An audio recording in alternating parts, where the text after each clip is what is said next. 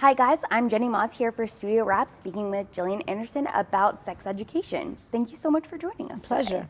Happy to be here. I wanted to start off by asking about what was the most uncomfortable scene for you and Isa Butterfield to film for season 1, and if there's anything we can expect that's more uncomfortable for season 2. I don't think anything in season 2 beats there's a lot of sex in the show, but there's only one time that my character, Jean, is having sex. Yeah, so that sex scene, just filming sex scenes is quite hellish anyway. And especially, the biggest problem is that she wouldn't be the kind of person who would cover up. I am the kind of person who covers up even many years into a relationship. I'm like, can you turn around? I'm about to walk across the room. So balancing those two things was challenging. What was anything that you might have learned about sex yourself, psychologically or physiologically speaking? There were a couple words, there was a couple things that, terminology that Jean refers to. What was one of them? Vaginitis. Yeah, but I couldn't tell you what it means. But I did need to know, and I looked it up, and then I think I said it, and it's gone.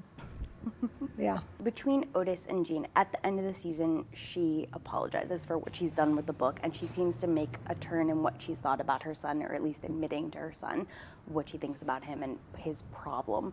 What does that mean for them going forward in season 2? Are they going to have a different dynamic because she's kind of accepted her son for being a teenager and seems to be backing off a little bit? What a good question. Wow. It's so good. I'm not sure if I can answer it.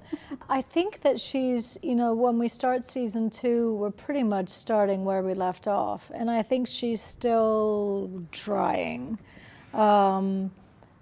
They've made some headway together in terms of levels of communication, but as with anything with parenting, you think that you've taken a few steps forwards, and then you take a few steps back. And I think that dynamic continues a little bit here and there, which is good because that's real, and it makes for good comedy and good drama. We also see Jean get to a very serious place, at least for her, opening up and admitting how she feels about Jacob. But there's the hiccup of him being Ola's father, and what that means for Jean not wanting to mess up her own son's relationship. Yes. So will we see Jean continue to explore that relationship with Jacob, and how will that interfere with her relationship with her son? Very good question, but I can't tell you. You're just going to have to see it, I'm afraid, because something continues. And the way that it continues means that there are complications, and they become real complications. And so something needs to change. So something does change, and then it changes again. And then that's the end of season 2. Is that good enough? Perfect synopsis for season 2. Good. I wanted to know if you are Team Ola or Team Maeve for Otis.